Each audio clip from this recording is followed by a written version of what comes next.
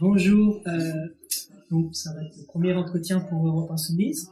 Merci Madame Bonneau de nous accorder cet entretien. Je vais présenter vite fait le festival auquel vous participez. C'est un festival qui se déroule dans un quartier multiculturel de Berlin, en Allemagne, où les actes de violence politique ont considérablement augmenté ces dernières années. Voitures de militants brûlées, vitrines de commerce et de librairies engagées vandalisées. Cet événement a pour but de montrer à quel point le quartier de Neukölln est multiple, digne et combatif. Je cite sur le site « Nous ne serons pas intimidés et ne quitterons pas la route à droite ». Avec plus de 100 acteurs de toute ville de Neukölln, nous envoyons ce week-end un signal clair en faveur de la diversité, de la démocratie et de la solidarité. Ce climat tendu est le résultat de politiques menées depuis des décennies en Allemagne, aussi bien par les Grünen, les sociodémocrates et la droite traditionnelle, la CDU, la CSU et la FDP. La violence sociale de ces politiques a débouché sur un résultat bien connu en France, la montée de l'extrême droite et de sa violence endémique. Il est inconscient de prendre ce pays ravagé par des années d'austérité qui ont mené 13 millions d'Allemands dans la pauvreté comme exemple. Néanmoins, du matin au soir, nos médias continuent de montrer l'Allemagne comme l'exemple à suivre. Daniel Obono est député de la 17e circonscription de Paris, bibliothécaire de profession, ancien membre de la Ligue communiste révolutionnaire, puis du nouveau parti communiste, du nouveau parti anticapitaliste. Elle rejoint le Front de gauche en 2011, puis la France insoumise en 2016. La première question, entre le deuxième tour de l'élection présidentielle de 2002 et celui de 2017, le candidat Front National est passé de 5 500 000 voix à 10 600 000 voix. Le nombre de voix a donc pratiquement doublé, alors qu'en 2002, ce résultat était vécu comme un traumatisme. En 2017, la société française n'a pratiquement pas réagi, ou pas autant que 15 ans auparavant. Comment analysez-vous ce phénomène ? Déjà, ce qu'il faut noter, c'est le niveau d'abstention, effectivement, qui traduit un désengagement citoyen de part de plus en plus importante de la population. Et c'est la crise démocratique qui trouve ses racines dans les crises économiques et surtout l'incapacité des pouvoirs politiques à s'opposer aux désastres économiques et surtout leur choix de perpétuer et de continuer à mettre en œuvre ces politiques dont on voit qu'elles ne bénéficient pas à la majorité de la population. Il y a une portion de la population qui en profite, qui en fait des profits, qui en retire des dividendes, mais pour la majorité, depuis 30, 40 ans, c'est faire des sacrifices et c'est être de plus en plus précaire, voire devenir carrément pauvre et ne plus avoir les moyens de vivre et être condamné à survivre au jour le jour. Donc on a l'expression de cette crise démocratique, de ce rejet, de cette résistance froide d'une certaine manière. C'est pas une résistance active ni en termes de propositions pour une majorité, c'est une résistance froide et un refus en fait de participer à ce qui apparaît comme un jeu de dupes, surtout quand on vote pour des gens ou des programmes ou des partis comme François Hollande qui s'est fait en partie élire avec un discours mon ennemi c'est la finance, avec le discours de Bourget où il y a au moins quelques engagements en termes de lutte contre les discriminations, de reconnaissance, etc. et qu'on renie tous ces engagements, et ben on alimente le rejet et cette résistance froide qui se traduit par l'abstention. Et donc ça c'est objectivement, subjectivement, un constat qui est fait depuis des années et des années et qui s'est encore traduit cette fois-là, effectivement, par le fait que ce qui en 2002, quand pour la première fois un candidat du Front National, à savoir Jean-Marie Le Pen, avait été au second tour de l'élection, où on avait eu une mobilisation de masse et un vote à 80% contre Le Pen qui avait bénéficié à Jacques Chirac.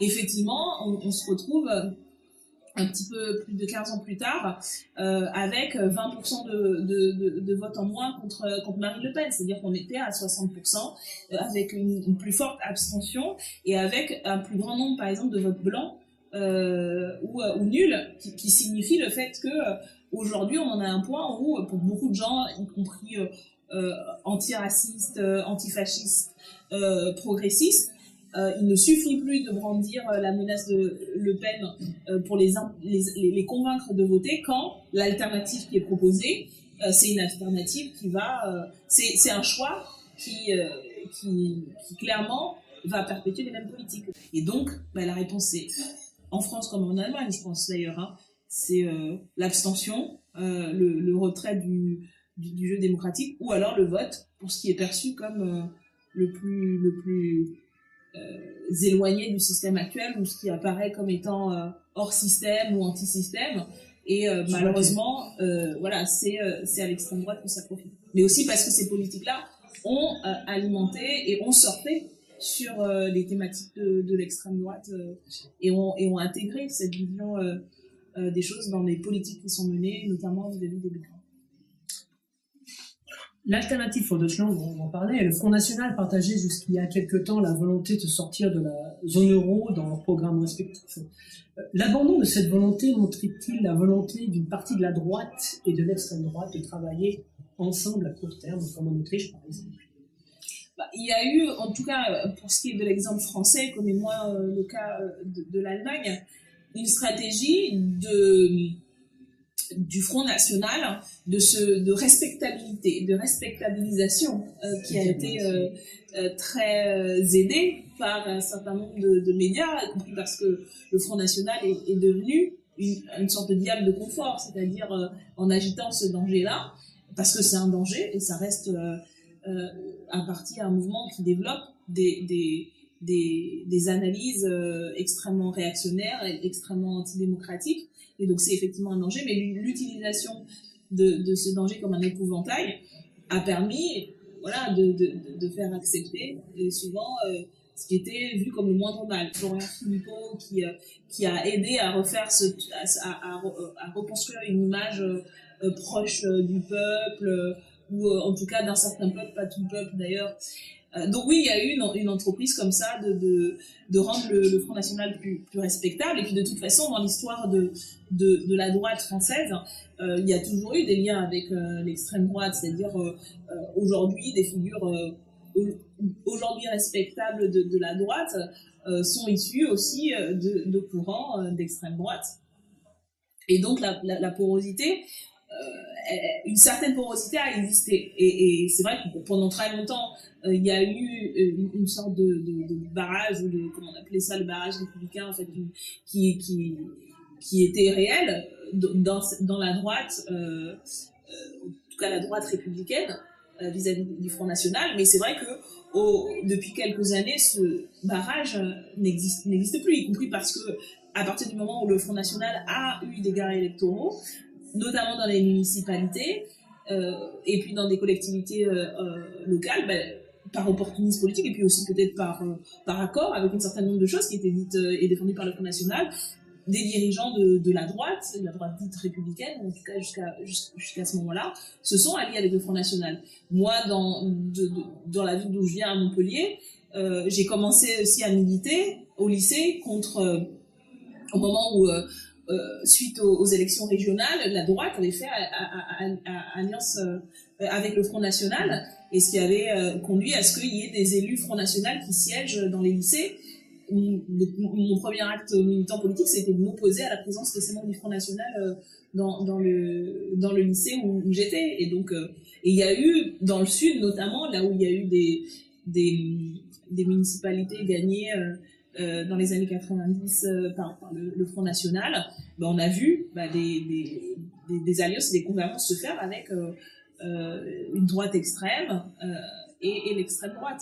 Et donc ça s'est accentué, je pense, avec sous le quinquennat notamment de Nicolas Sarkozy et sa posture de droite décomplexée qui a légitimé encore plus le discours du Front National, qui s'est complètement approprié ce qu'on appelle la lepénisation des esprits, c'est-à-dire en reprenant.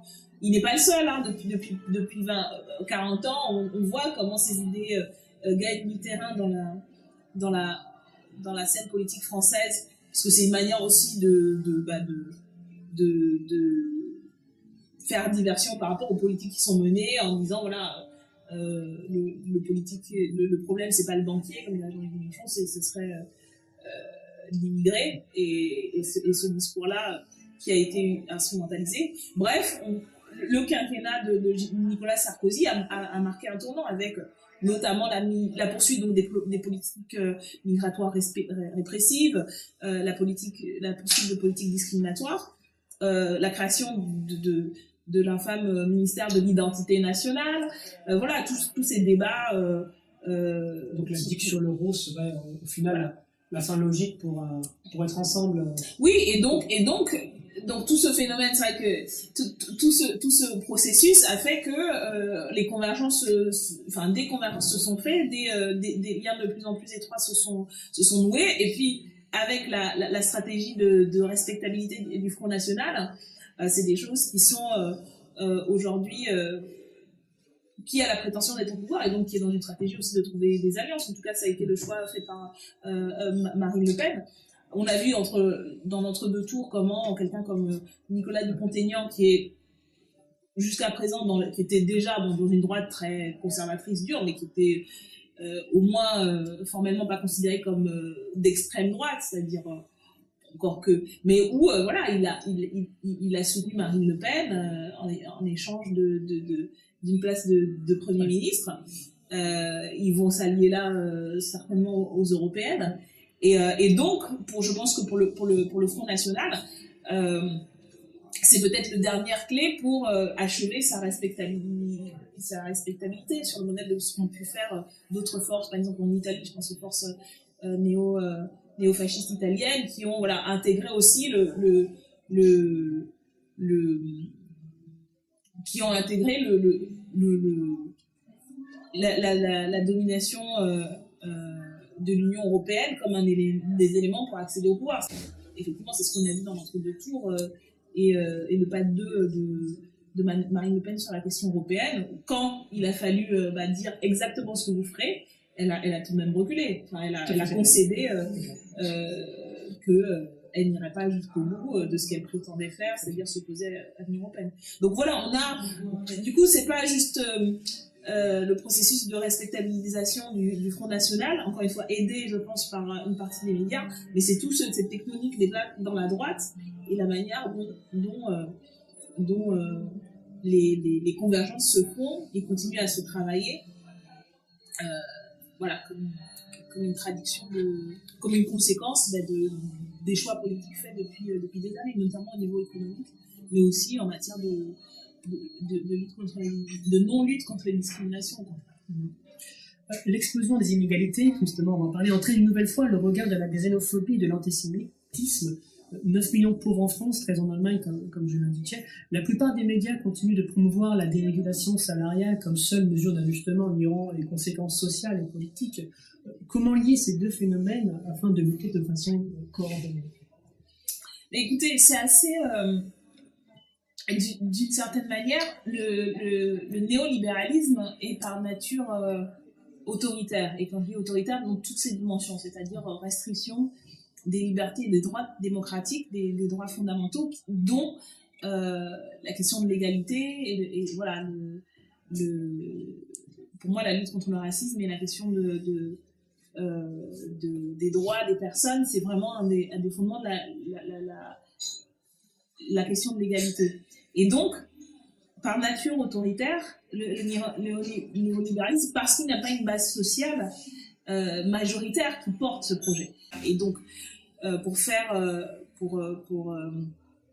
contrebalancer ça, il s'appuie sur le sécuritaire, c'est-à-dire la police des corps et des pensées. Quand on n'a pas d'adhésion, c'est la contrainte qui va être la plus forte.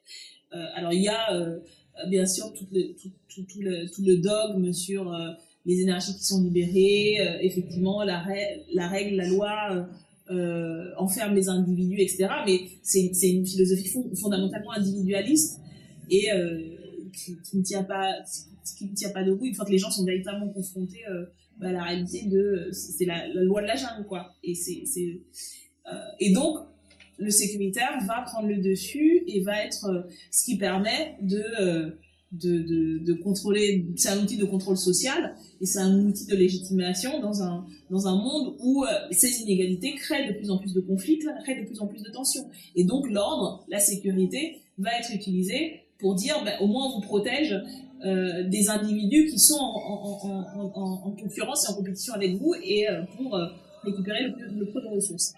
Et ça, voilà, et tout ça fait système en fait aujourd'hui.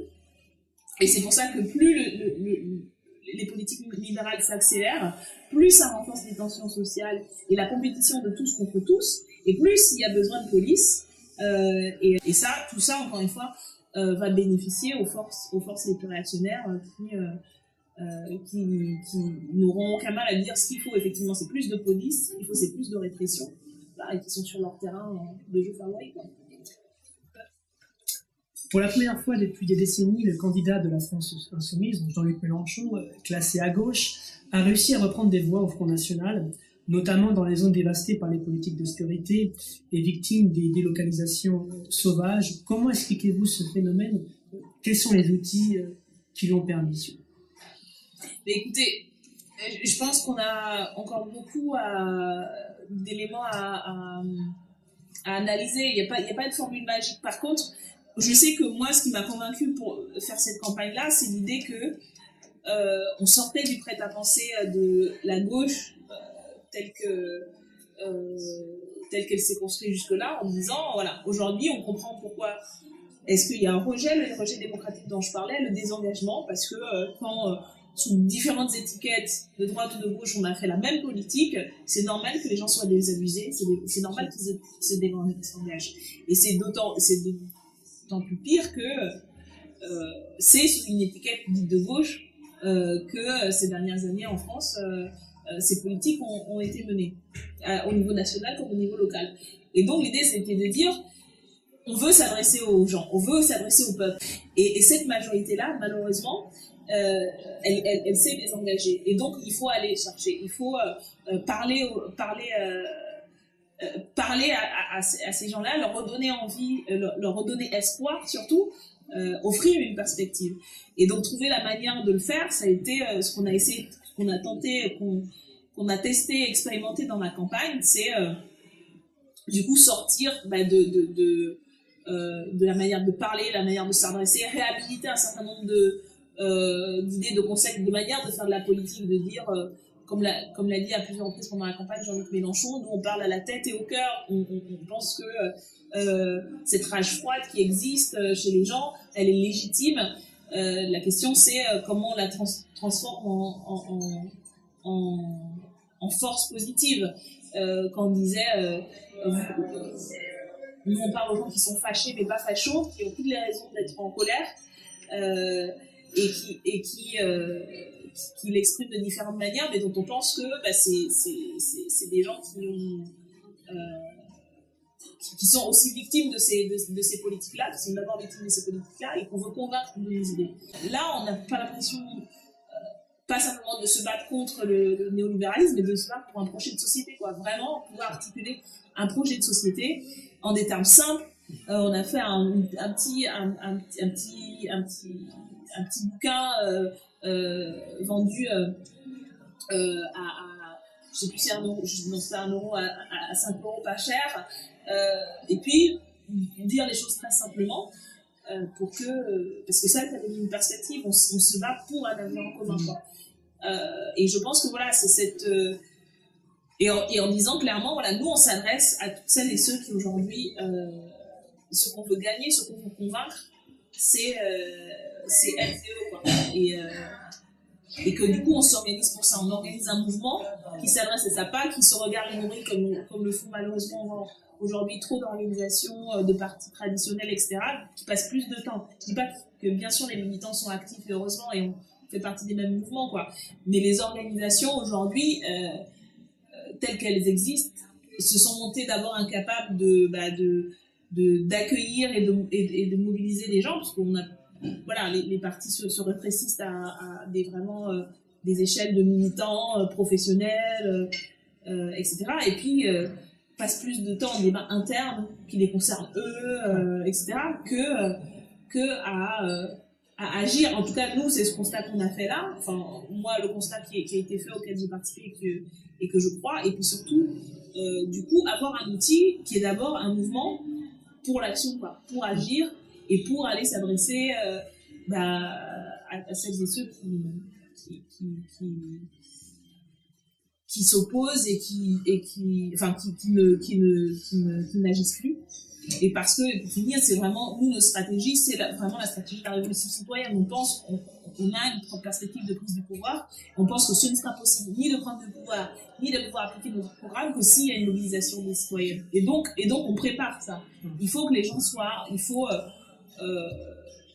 que le peuple soit instruit, conscient, mobilisé, pour pouvoir mener une révolution émancipatrice, quoi. Donc, dans les médias, sur les réseaux sociaux ou encore en face à face, vous êtes confronté personnellement à des attaques violentes fondées sur votre apparence, couleur de peau, vêtements ou coiffure africaine, ou encore sur vos fréquentations aux membres du PNIA. Qu'est-ce qui vous aide à tenir devant ces attaques qui se veulent souvent blessantes? Vous sentez-vous soutenu par notre groupe parlementaire? À votre avis, est-ce une fatalité ou bien pourrait-on prendre des mesures pour faire baisser le niveau de haine et d'intolérance? Écoutez, je ne suis malheureusement pas la première. J'espère faire partie des dernières femmes noires qui a dû subir les attaques racistes et sexistes là sur les réseaux sociaux, parce que c'est devenu un espace d'ailleurs d'expression très large et très positif, mais aussi du coup de ces expressions réactionnaires et discriminantes. Ça a été le cas lors du quinquennat précédent de quelqu'un comme Christiane Taubira, qui a été la cible d'attaques de ce type-là. Et puis c'est le cas aujourd'hui de nombreux et nombreuses, parce que c'est souvent aussi les femmes, quand elles sont visibles dans l'espace public, qui sont l'intersectionnalité là en plein entre le sexisme dans la société, qui va toujours pointer du doigt les femmes et les empêcher, et le plafond de verre là qui les empêche d'être entendus et de parler, d'être visibles, et puis le racisme qui va aussi interagir. Donc oui, c'est une réalité dont j'ai fait l'expérience de plein fouet, parce que d'être députée, c'était un baptême du feu assez là c'était violent, c'était très très violent. Et puis mais ce qui m'a permis pour le coup de tenir le coup, c'est de savoir pourquoi j'étais là, parce que je suis parlementaire, parce que je suis militante, je suis une militante politique qui me suis engagée pour défendre des idées, et puis surtout pour une stratégie avec un objectif clair, celui du programme de la France Insoumise, celui d'être majoritaire, de convaincre. Donc avoir une boussole politique, je pense que ça aide à tenir le coup individuellement, et aussi le fait d'avoir un collectif, c'est-à-dire effectivement le groupe parlementaire et le mouvement, et les mouvements à plusieurs niveaux. Le groupe, parce que on a fait cette expérience, alors moi en particulier étant la cible, comme je le dis, à plusieurs niveaux d'attaques racistes et sexistes, mais aussi le fait que je suis insoumise, et donc j'ai cette stratégie politique qui, d'un point de vue médiatique, a fait de moi une cible, comme ont été ciblés plusieurs de mes collègues depuis des mois. Alors Jean-Luc Mélenchon, c'est de manière récurrente, mais d'autres aussi ont découvert cette violence et ces attaques,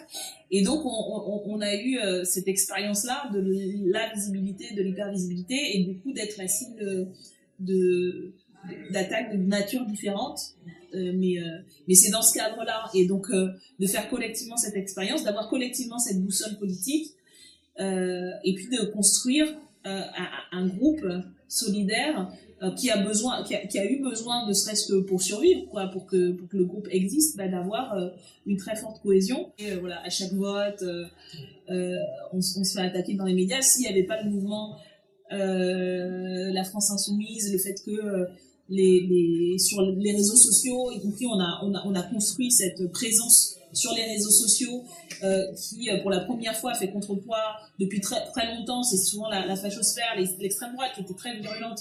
Là, on a construit cette présence-là voilà, les copains, dès qu'ils réagissent, ils sont très clairs, ils savent exactement ce qu'on fait, ce qu'on dit, et ils sont capables de répondre au tac à tac. Cette présence sur notamment les réseaux sociaux, mais donc voilà, plus largement le mouvement, et où, malgré les tentatives justement de diviser sur des questions qui font légitimement débat, pas juste dans notre mouvement, mais dans la gauche, sur la question de la lutte antiraciste, sur la question des complexités qu'on discutait tout à l'heure là dans le débat, ont essayé de diviser sur cette question, et moi je suis fière que on ait réussi à résister à ça. Et à pas se laisser diviser là-dessus, et voilà, et à défendre.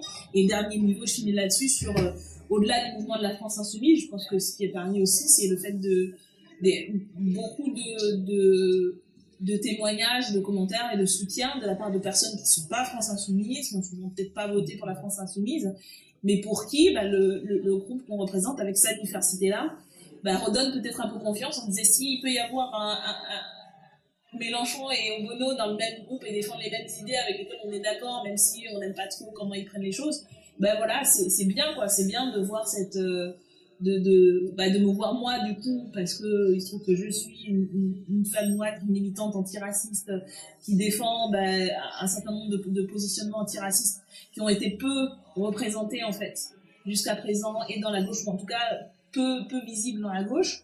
Et donc des gens qui se retrouvent là-dedans et pour qui ça fait du bien, et du coup qui l'expriment et qui aident, voilà. Et c'est ça cette boussole, ce cadre collectif-là, et le fait qu'on a une stratégie, on sait pourquoi on est là et pourquoi on se bat. Question sur Facebook de Samuel RXL. Pardon.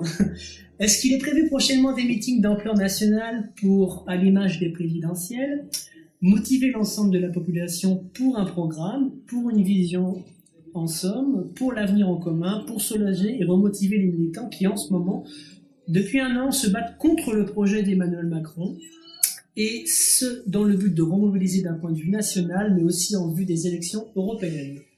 Eh bien oui, bien sûr, c'est ce qui est prévu, puisque la prochaine échéance électorale qu'on va avoir, ce sont les élections européennes. En ce moment a lieu une commission nationale de candidature pour pouvoir déterminer la liste qu'on va présenter, et puis pour pouvoir lancer la campagne. Donc il y a une feuille de route là qui a été déterminée et approuvée lors de la dernière convention nationale du mouvement, et donc vous pourrez trouver toutes les informations sur le site. Et puis, donc oui, on va voir ça. Mais je pense que c'est important aussi de rappeler, nous, ce qu'on a fait depuis un an dans le groupe parlementaire, et c'est vraiment en lien avec le mouvement, c'est qu'on a toujours travaillé sur des propositions alternatives. C'est-à-dire qu'au Parlement, on propose beaucoup d'amendements de suppression contre les projets de loi, mais on a surtout bien plus d'amendements de propositions. Et ça a permis d'élaborer, par exemple, lors de la niche parlementaire, des propositions de loi. On a choisi 5 thèmes de propositions de loi. Ça nous a permis d'élaborer un projet budgétaire, un contre-projet où on dit où est-ce qu'on va chercher l'argent et à quoi on va l'attribuer, à élaborer sur le projet de loi immigration et asile des propositions alternatives. Donc il me semble qu'on a toujours été, et pendant la campagne et maintenant, dans une perspective de toujours proposer en pour. Il y a eu dans le mouvement une campagne faite sur la question du nucléaire, il y a des campagnes de lutte contre la pauvreté, où à chaque fois on a quand même des éléments de proposition d'autres choses, et c'est ça qu'on essaie d'articuler. Après c'est pas aussi visible que pendant une campagne, et c'est vrai que la campagne des élections européennes va nous permettre de pouvoir déployer, rendre visible et défendre nos propositions pour une autre Europe. On va le faire au niveau national, mais aussi en lien avec les autres forces européennes avec qui on travaille depuis plusieurs années à élaborer un programme alternatif à ce qui se fait, parce qu'on est dans une démarche internationaliste véritablement. Et moi, quand je viens en Allemagne, quand je vais en Italie ou dans d'autres pays européens, en tant que parlementaire, j'y vais aussi pour rencontrer mes homologues de différentes organisations politiques comme DILIC ou Podemos ou le Bloc de gauche au Portugal, Podemos en Espagne, des organisations scandinaves aussi, puisque j'ai été par exemple au congrès de l'Alliance Rouge-Verte. Donc on a cette coordination qui se met en place. Nous avons lancé un mouvement qui s'appelle « Et maintenant le peuple », avec ces différentes forces, qui a vocation à s'élargir et qui est justement le cadre dans lequel nous voulons pouvoir élaborer des propositions alternatives et dont qu'on utilisera et qui alimenteront effectivement notre campagne des élections au niveau européen. Et donc c'est à ça qu'on travaille. Et donc j'appelle toutes les personnes qui sont intéressées à le faire, à se renseigner sur le site. Et je finis là-dessus, à vraiment participer. On a un des espaces du mouvement est composé et constitué des équipes thématiques qui, comme Europe Insoumise, en fait, sur un sujet, vont élaborer des analyses, des propositions. Et j'invite vraiment tout le monde, toutes les personnes qui sont intéressées à ça, à s'y rendre, à contacter les animateurs et animatrices de ces équipes thématiques, pour participer aussi à l'élaboration des propositions de notre mouvement qui seront défendues au Parlement lors des prochaines élections nationales et européennes. Merci beaucoup, Madame Renaud. Merci à vous. Merci et à très bientôt. Au revoir.